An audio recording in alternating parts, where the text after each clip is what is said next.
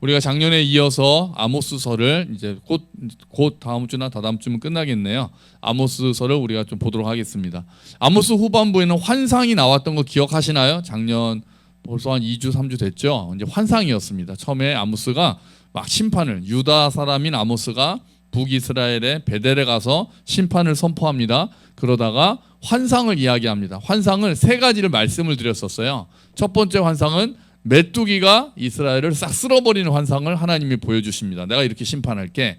그랬더니 아모스가 하나님한테 하나님, 백성들이 너무 연약해서 이거 못 견딜 것 같습니다. 그랬더니 그래, 그럼 이거 안 할게. 그리고 두 번째 환상은 불이 내려와서 땅을 다 태워버렸습니다. 내가 불로 심판하겠다. 그랬더니 아모스가 또 하나님께 말씀드립니다. 하나님, 이것도 너무 가혹해서 백성들이 못 견딜 것 같습니다. 그랬더니 그래, 그럼 이것도 안 할게. 그리고 세 번째 환상이 다림줄 환상이었죠. 이렇게 줄로 딱 성벽 위에서 딱 대보고, 야, 내가 이 성벽이 기울었나 기울지 않았나 보기 위해서 다림줄을 내렸더니 이스라엘이 너무 많이 기울어져 있어서 심판을 안 할 수가 없다. 이렇게 말씀하시는 게 세 번째 환상이었습니다. 그래서 이스라엘에겐 결국 심판이 임하는 거죠. 그럴 때 그 얘기를 듣던 아마샤라는 아모스랑 이름도 비슷하죠. 아마샤라는 이스라엘, 북이스라엘의 아마도 대제사장인 사람이 그걸 보고 막 화를 냅니다. 왕한테 이르기도 하고 아모스한테 너희 나라 돌아가라. 왜 여기까지 와가지고 그렇게 선지자 노릇하면서 우리한테 심판을 선포하느냐고 막 화를 내죠. 그랬더니 아모스가 나 원래 선지자도 아니었는데 하나님이 나를 부르셔서 여기 보내셨기 때문에, 말씀을 맡기셨기 때문에 나도 어쩔 수 없이 말씀을 전한다라고 응수하는 장면까지를 우리가 지난번에 본 거예요. 그리고 나서 오늘 네 번째 환상. 이제 아모스는 그렇게 해서 아마샤를 딱 눌러버리고 다시 자기가 본 환상 이야기를 합니다. 근데 오늘 우리가 읽었지만 아모스가 본 환상은 여름 과일이 가득 담겨져 있는 바구니였어요. 하나님께서 너 뭐가 보이냐? 그랬더니 여름 과일이 보이는데요. 그랬더니 하나님께서 그것처럼 이스라엘의 끝이 올 거야. 이렇게 말씀하세요. 이렇게 보면은 이게 도대체 뭐가 연결이 되지? 여름 과일하고 끝하고 무슨 관계가 있길래 하나님 이렇게 말씀하시지? 그랬는데 두 가지 관계가 있습니다. 하나는 여름이라는 말, 여름 과일이라는 단어랑 끝이라는 히브리어 단어가 발음이 비슷해요. 여름 과일은 카이츠예요. 카이츠. 너가 뭐가 보이니? 카이츠가 보이는데요. 그랬는데 끝은 캣즈입니다. 이스라엘에 캣즈가 올 거야. 여름 과일. 그래서 하나님 지금 카이츠가 보입니다. 카이츠가 보여? 이스라엘에는 캣츠가 올 거야. 이렇게 해서 끝이라는 단어랑 비슷하기 때문에 하나님께서 여름 과일을 보여주신 거예요. 두 번째는 여름 과일이 그 당시에 이스라엘 지역에서 농사는 이렇게 8가지로 8 그 주기로 나뉘었는데 제일 마지막이 여름입니다. 그래서 여름이 한번 딱 끝나고 나면 여름 과일을 딱 수거하고 나면 한 바퀴가 돈 거예요.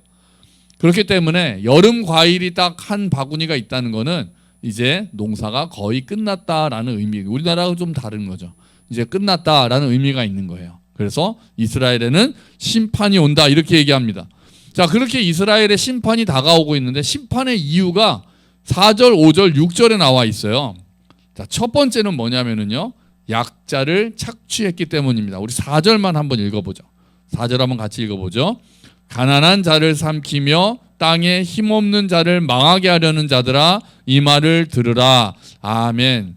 가난한 사람들을 억압하고 더 괴롭히고 없는 사람 거 더 뺏고 힘없는 자들을 망하게 하고 그런 사람들이 이스라엘에서 힘 있는 자들이 힘없는 사람들을 막 착취하고 막 그랬던 거죠. 지금식으로 말하면은 갑질하는 거예요. 갑질. 얼마 전에 아주 좀 유명한 요즘에 그 러닝화로 유명한 또 스포츠 브랜드가 있거든요. 그 한국 총판 대표가 보셨나요? 그 납품업자들을 폐 건물로 불러놓고 너 나 알아 그러면서 막 폭행을 했어요. 그래서 그게 다 녹음이 됐어요. 그러면서 그게 또 나와가지고 진짜 무슨 영화도 아니고 아직 지금 2026년 이때 2025년이었겠죠. 그 사람들을 그 납품업체 대표들을 그런 폐 건물로 진짜 무슨 깡패 영화처럼 글로 불러다가 놓고 진짜 주먹으로 때리고 발로 찬 거예요. 너 나 아냐고 왜 까보냐고 그러면서. 그게 스포츠 브랜드 대표라는 사람이 총판인 대표라는 사람이 그래가지고 또 난리가 나서 그 사람 해임되고 막 그런 일이 있었거든요. 와, 영화 같은 일인 거죠. 아직도 또 외국인 노동자들에 대해서 임금 체불하고 다른 직장으로 옮기지 못하게 하고 또 아주 그냥 비닐하우스 같은 데서 지금 겨울에 굉장히 춥잖아요. 그런 데서 제대로 물도 안 나오고 그런 데서 숙소 주면서 아주 임금도 열악하게 주고 그것도 안 주고 그런 사람들이 있습니다. 또 한국 청년들 캄보디아 때문에 문제가 많았잖아요. 캄보디아 가서 고문당해서 죽은 사람이 있었는데 그 대표가 잡혔다는 뉴스는 보셨나요? 그 캄보디아 범죄 조직의 우두머리가 잡혔어요. 잡혀가지고 지금 중국으로 끌려갔습니다. 중국하고 캄보디아 공동 경찰이 잡아가지고 끌려갔고 그 한국 사람을 고문했던 40대 사람 그 중국 사람도 잡혀가지고 지금 한국에서 보내라고 지금 그러고 있답니다. 한국에서 잡아서 여기서 처벌하려고. 그래서 이런 일들이 이스라엘 때도 있었고 지금도 약자들을 더 누르고 없는 사람들의 눈에서 진짜 피눈물 나게 하는 사람들이 있었다는 거예요. 그러니까 첫 번째 그런 사람들이 하나님의 심판을 받는 자들이 되는 거죠. 이스라엘의 심판을 받는 이유는 약자를 가난한 자를 착취했기 때문인 거예요. 그런데 더 큰 문제가 있었어요. 더 큰 문제는 뭐냐면은 그렇게 가난한 자를 착취했던 사람들이 하나님을 모르는 자들이 아니었다는 겁니다. 5절의 앞부분만 한번 읽어볼까요? 8장 5절이에요. 자, 5절 한번 읽어보죠. 너희가 이르기를 월삭이 언제 지나서 우리가 곡식을 팔며 안식일이 언제 지나서 우리가 밀을 내게 할꼬. 여기까지만 볼게요. 자, 월삭이 언제 지나서, 그러니까 그 당시 이스라엘은 월삭은 매월 초하루잖아요. 매월 초하루도 다 모여서 예배하는 날이었고 안식일도 일하면 안 되고 모여서 예배하는 날이어서 그날은 장사를 하면 안 됐습니다. 그러니까 이 사람들은 그걸 다 알고 있는 사람들이에요. 월삭에는 장사하면 안 돼. 안식일도 장사하면 안 돼. 그래가지고 모여서 예배도 드리고 있는 사람들이에요. 그때 장사하면 안 된다는 율법의 규정들을 알고 있었어요. 종교 행위는 지키고 있는 사람들이었어요. 근데 문제는 그 사람들이 정말 마음을 다해서 예배하는 게 아니었다는 거예요. 지금 뭐라고 얘기합니까? 월삭이 언제 지나서 우리가 곡식을 팔까? 그러니까 예배를 드리면서도 빨리 이 날이 지나가야 내가 내일부터 장사할 텐데. 안식일에 앉아서도 안식일 빨리 지나가야지 내가 내일부터 돈 벌 텐데. 그 생각하고 있는 거예요. 지금 예배에 와서 예배를 드리려는 게 아니라 지금 그 뒤에 빨리 내가 일해서 돈 벌고 내가 더 탐욕을 채워야 되는데라는 다른 생각을 하고 있었다는 거예요. 우리로 생각한다면 예배 시간에 와서 앉아는 있는데 빨리 끝나고 나가서 골프 쳐야 되는데 이런 생각하는 사람들 많다 그러잖아요. 그래서 요즘은 또 골프 치는 사람들이 많았으니까요. 그래서 목사님 설교가 조금 길어지면은 얼굴 인상들이 구부러지고 그런 사람들도 많대요. 시간 약속이 다 돼 있어서 생각보다 설교가 길어지고 그러면은 안절부절 못하고 이런 사람들이 있다는 거예요. 그런 사람은 심판받을 때는 사람들인 거예요. 농담처럼 이야기를 하지만 마음이 콩밭에 가 있다고 하잖아요. 마음이 와 있긴 한데 몸은 와 있긴 한데 마음이 와 있지 않은 사람들인 거죠. 마음은 이미 거기 가 있는 거예요. 다른 데 가 있는 거예요. 이거 끝나고 빨리 가서 나 친구들 만나야 되는데 빨리 가서 장사 시작해야 되는데 그러니까 예배는 땜빵인 거죠. 그냥 때우는 거예요. 예배를 때우는 거예요. 그리고 마음은 그 다음에 내가 빨리 돈을 벌어야 되고 놀아야 되고 여기에 가 있는 거예요. 그런 것들이 종교 행위만 하는 사람들인 거죠. 이런 형식적인 신앙이 심판의 두 번째 이유가 되는 거예요. 첫 번째 이유는 약자를 착취하는 것이었다면 두 번째 이유는 형식적인 신앙 때문에 심판이 있는 거예요. 심판의 세 번째 이유는 그들이 속임수로 돈을 벌고 있었기 때문입니다. 5절의 뒷부분 또 읽어볼까요? 5절의 뒷부분 한번 읽어보죠. 에바를 작게 하고 세계를 크게 하여 거짓 저울로 속이며. 아멘. 자, 에바를 작게 하고 세계를 크게 한다. 이게 도량형이거든요. 그러니까 저울을 속이는 거예요. 쉽게 말하면. 그 당시에는 추를 이렇게 돼가지고 평형을 맞췄으니까 이거를 좀 무게를 줄여가지고 자기가 내야 되는 거 좀 적게 하고. 우리나라도 그런 거 속이는 거 많았잖아요. 속이면서 저울 가지고 장난치고 지금은 디지털이니까 좀 나으려나요? 옛날에 눈금 속여가지고 저는 그때 보고 되게 놀랐던 게 그 꽃게를 상자째로 하는데 거기다 납을 넣어가지고 그 무게를 무겁게 해가지고 돈 비싸게 팔던 사람들이 잡히는 걸 제가 뉴스에서 보고 참 대단하다. 어떻게 저기다가 납을 넣어가지고 그 상자를 무겁게 해가지고 비싸게 팔 생각을 하지. 참 대단하다 그런 생각했었거든요. 옛날에는 또 저 기억납니다. 저 어릴 땐 택시 미터기 속여가지고, 예, 미터기 막 속여가지고 더 비싸게 금방금방 팍 변하게 해가지고 참, 사람들 참 머리도 좋고 기술도 좋고 지금 그런 거예요. 세겔도 속이고 에바도 속여가지고 추 속여가지고 다 그거 가지고 지금 장난친다라고 이야기를 하잖아요.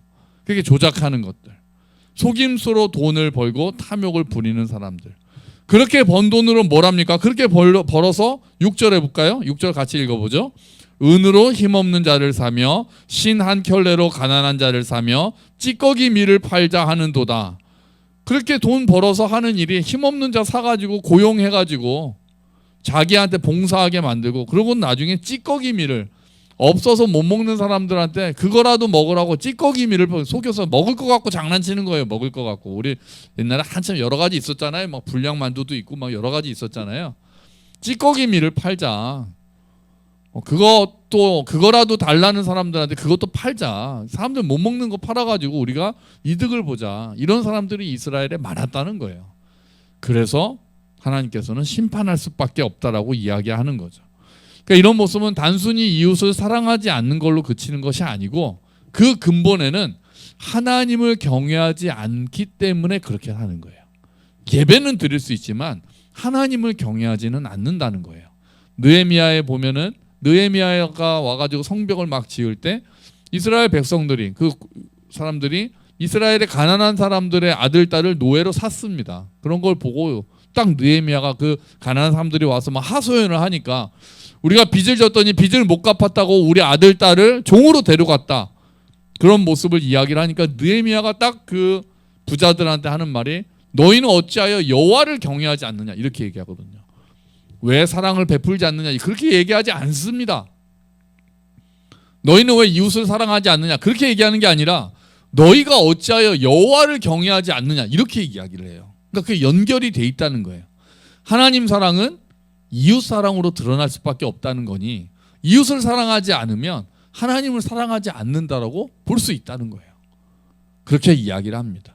지금 이 사람들이 저울을 속이고 약자를 착취하고 종교적으로 그 형식적으로 예배를 드리고 하는 것들은 하나님을 사랑하지 않고 하나님을 경외하지 않는 거죠. 하나님을 두려워하지 않는 거죠. 그래서 심판을 받을 수밖에 없다는 거예요. 이 사람들이 예배를 안 드리는 사람이 아니었다는 게 우리를 슬프게 합니다. 불신자들이 그랬다면 하나님도 모르니까. 근데 그게 아니라 예배도 드리고 헌금도 드리는 사람들이 삶 가운데 이런 삶을 살았다면 이렇게 해서 오히려 다른 사람을 이용하고 자신의 탐욕을 채우는 일에 사용한다면 하나님의 심판이 더더욱 비껴갈 수가 없는 거죠. 그래서 하나님께서 심판을 내리시는데 이때까지 계속 무슨 심판 얘기했잖아요. 심판이 이렇게 할 거다 저렇게 할 거다. 근데 아주 이상한 심판이 오늘 나옵니다. 가장 무서운 심판이 나와요. 그게 11절이에요. 11절. 11절 12절 한번 읽어볼까요? 주 여호와의 말씀이니라. 보라 날이 이를지라. 내가 기근을 땅에 보내리니 양식이 없어 주림이 아니며 물이 없어 가람이 아니요 여호와의 말씀을 듣지 못한 기갈이라. 사람이 이 바다에서 저 바다까지 북쪽에서 동쪽까지 비틀거리며 여호와의 말씀을 구하려고 돌아다녀도 얻지 못하리니. 아멘. 자, 기근이 올 거라고 합니다. 그럼 또 하나님 심판, 기근 많이 보내셨으니까요. 그런데 오늘의 심판은 뭐냐면 영적인 기근이 온다는 거예요. 하나님의 말씀을 얻을 수 없는 심판이 온다는 거예요. 야, 그러니까 하나님의 말씀을 구하려고 찾아다녀도 하나님의 말씀을 듣지 못할 것이다. 죄악에 빠져서 재난을 당한 백성들이 하나님 말씀 듣고 회개합시다라고 마음을 먹고 그때 가서 회개하려고 하는데 사방으로 돌아다녀도 하나님의 말씀을 얻지 못한다는 거예요. 이게 가장 무서운 심판인 거죠. 회개할 기회를 얻지를 못하는 거예요. 여러분, 회개의 기회가 주어지는 것도 은혜입니다. 말씀이 들리는 것 자체가 은혜예요. 하나님의 말씀이 들려서 내 마음에 찔림이 있고 이 말씀이 정말 내가 이건 잘못됐구나 하나님 죄송합니다라고 할 수 있으면 그 자체가 은혜가 되는 거예요. 근데 하나님의 심판이 임하기 시작할 때 이 내버려 두는 심판, 로마서도 그 얘기 하잖아요. 하나님이 그들을 부끄러움에 내버려 두셨다. 그냥 내버려 두는 게 가장 무서운 심판인 거죠. 하나님이 그 사람들을 바로잡지 않으시고 잘못된 길로 가는데도 내버려 두시는 것. 이스라엘 백성들이 안 들으니까 하나님이 돌아오라고 하시는데도 하나님 말씀을 안 듣기 시작하면 처음에는 내가 안 듣기 시작하죠. 그 다음부터는 하나님의 심판이 임하면 이제 안 들리기 시작하는 거예요. 그때는 이제 마음은 어느 순간은 그 임계점을 넘어가면 말씀이 아예 들리지도 않고, 그러고도 더 가면은 이제 말씀 좀 들어볼까? 안 들리는 거예요. 하나님이 내버려 두셔서 돌이킬 수 없는 정도로까지 심판의 자리에 떨어진 거예요. 지금 그 심판을 당하고 있는 거예요. 그럼 우리가 교회 와서 예배를 드릴 때 감사함도 없고 찔림도 없고 감격도 없고 예배가 내 삶에 아무런 의미가 없다고 느껴지는 날이 계속되고 있다면 우리는 두려워해야 합니다. 두려워해야 돼요. 내 마음이 굳어버린 건 아닌가? 혹시 하나님께서 나를 지금 징계하고 계신 것은 아닌가? 두려워할 수 있어야 돼요. 말씀을 듣고 불편한 마음이 드는 것 자체가 은혜입니다. 내가 말씀대로 저 말씀대로 못 살더라도 저렇게 살아야 하는데 주님 제가 좀 연약해서 못합니다. 죄송합니다라고 할 수 있으면 그것조차 은혜가 되는 거예요. 그냥 어떤 말씀을 들어도 내 마음에 아무런 영향이 없으면 내 마음이 양심에 화인 맞은 것처럼 굳어가고 있을 수 있어요. 돌같이 굳어버리면 이제 어느 순간부터는 그냥 내리막길로 간다는 거죠. 그래서 우리가 만약에 조금 무뎌지기 시작한다면 우리가 정신을 바짝 차려야 돼요. 그리고 하나님 앞에 회복의 은혜를 간절히 구해야 돼요. 다윗이 시편 51편에서 그렇게 기도하잖아요. 성령을 내게서 거두지 마시고, 그리고 나를 구원의 기쁨을 회복시켜 달라고 그렇게 간구하잖아요. 그 회개 기도에 나오는 거잖아요. 주님, 제 마음이 지금 점점 굳어가고 있는 것 같습니다. 주님, 저에게 구원의 기쁨을 회복시켜 주시고, 주님 성령을 정말 거두어가지 마시고 제 마음이 하나님 앞에서 말씀 가운데 깨지도록 주님 도와주십시오라고 간절히 우리가 기도해야 합니다. 그리고 겸손한 마음으로 말씀 앞에 서야 되는 거예요. 그런데 그렇게 해서 끝나는 것도 아니에요. 그리고 나서는 삶을 돌아봐야 되는 거예요.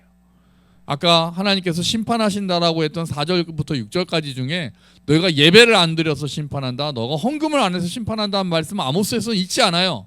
아모스에서의 심판의 이유는 너희의 삶이 잘못됐기 때문이에요. 정의와 공의를 행하지 않기 때문이다라는 거예요. 그러니까 일상의 삶이 심판의 근거가 되는 거예요. 그러니까 우리가 하나님 앞에서 구원의 기쁨을 회복시켜달라고 기도함과 동시에 내 삶이, 내 일상의 삶이, 교회 와서의 삶이 아니라 교회 바깥에서의 삶이 말씀을 따라 살기 위해서 힘쓰는 삶인가를 우리가 돌아봐야 되는 거예요. 그리고 고민하고 실천해야 하나님 앞에 설 수 있는 겁니다. 우리의 승부처는 교회가 아니라 어디입니까? 세상인 거예요. 우리의 승부처, 그리스도인들의 딱 옛날 쇼부라 그러잖아요. 승부를 봐야 하는 곳은 교회가 아닌 거예요. 교회 안에서 내가 좋은 믿음을 보여주는 게 아니라 교회 바깥이 우리의 승부처가 되는 거예요. 우리의 가정이 승부처가 되고 일터가 승부처가 되는 거예요. 그곳에서 드러나는 신앙이 진짜 신앙인 거죠. 거기서 보여주는 하나님 그리스도인답고 하나님의 백성답게 사는 삶이 우리의 진짜 정체성이 되는 거죠. 교회와 세상이 분리되는 것이 아니라 내가 서 있는 곳이 하나님께 예배하는 성소가 되고 내가 하고 있는 그 일이 하나님께 받은 사명이 되는 삶, 그게 아모스가 우리에게 요구하는 삶입니다. 말씀의 기근이라는 심판을 보면서 저는 두려운 마음이 있습니다. 우리 교회는 어떨까? 우리 교회는 정말 말씀이 살아서 선포되고 있나? 정말 하나님의 말씀이 역사하고 있을까라는 두려운 마음이 있습니다. 일단 말씀을 전하는 저로서는 나는 정말 하나님, 제가 하나님의 말씀을 제대로 전하고 있습니까? 라는 두려운 마음이 항상 있거든요. 내 생각대로 하나님의 말씀을 쪼물락쪼물락 하는 것이 아니라 하나님의 뜻에 맞도록 하나님의 말씀을 제가 준비하고 잘 전달하고 있습니까? 라는 두려운 마음이 있는 거죠.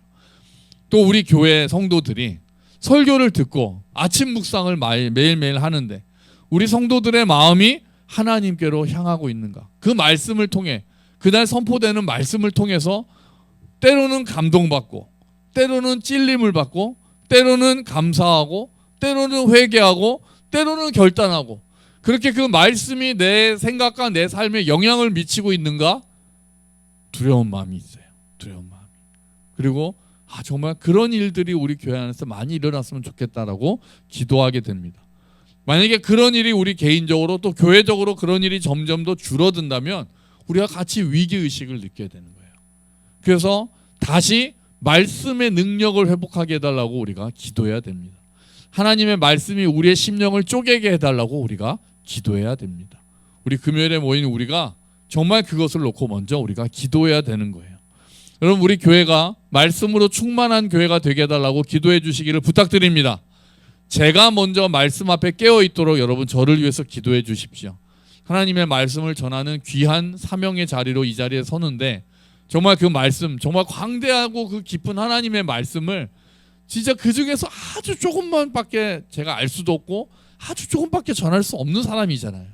그 부족한 저를 통해서도 하나님의 말씀이 진짜 한 사람 한 사람, 한 영혼 한 영혼 마음에 그 말씀이 가 닿을 수 있도록 여러분 기도를 부탁드립니다. 특별히 올해 제가 이제 청년부를 맡았잖아요. 제가 청년부를 맡았더니 걱정하시는 분들이 많으세요. 힘들까봐 걱정하시는 것도 있고, 또 하나는 제가 어쨌든 주일날 청년부를 하게 되면 한 곳에 매이잖아요.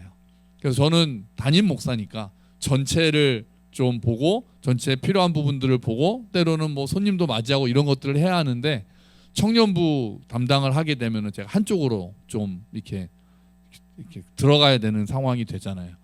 하지만 저도 그런 생각 안 했겠습니까? 다 봤을 때 진짜 올해는 청년부가 너무 중요한 해구나라는 마음이 기도하면서도 계속 올해는 정말 중요한 해다. 올해 청년들한테 말씀을 심는 것은 너무 중요하다라는 생각을 하고 그렇게 결심을 하고 그렇게 하나님하고 기도하고 그렇게 이제 시작을 했단 말이죠. 그러니까 여러분, 청년부를 위해서 올해 제가 청년부를 하면서 진짜 올해 정말 청년들 사이에 말씀이 깊이 심겨지도록 여러분께서 기도를 많이 해주시기를 부탁드립니다. 그래서 하나님을 아는 지식, 그리스도를 아는 지식에서 자라가는 청년들이 되게 해달라고 여러분 기도해 주십시오. 여러분, 우리 교회가 말씀의 기근을 겪지 않고 말씀으로 풍성함을 경험하는 올 한 해가 되기를 주의 이름으로 축원합니다.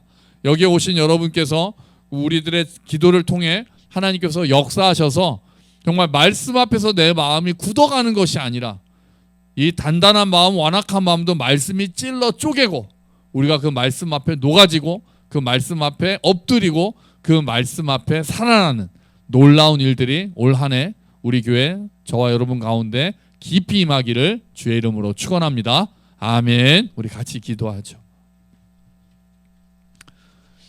하나님 아버지, 말씀의 기근을 겪지 않도록 주님 도와주십시오. 수많은 말씀들이 있는데 그 말씀들이 나와 상관없는 말씀이 되지 않고 정말 내 마음을 찌르고 내 마음을 쪼개고 나를 엎드리게 하도록 도와주시고 그 말씀 앞에 나를 쳐서 복종하는 우리가 되게 하여 주시옵소서. 우리 함께 기도하겠습니다.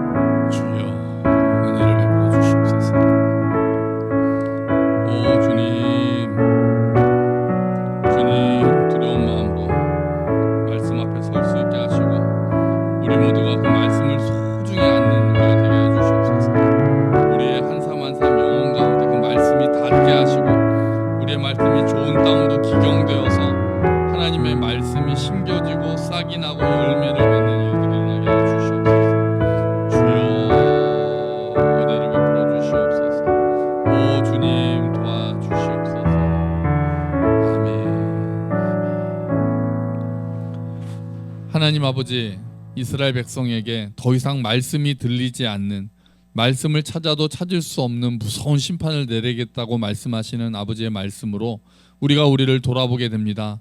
주님, 우리가 그 무서운 심판을 당하지 않도록 주님 도와주시옵소서. 우리의 마음이 말씀 앞에서 날마다 살아있기를 원합니다.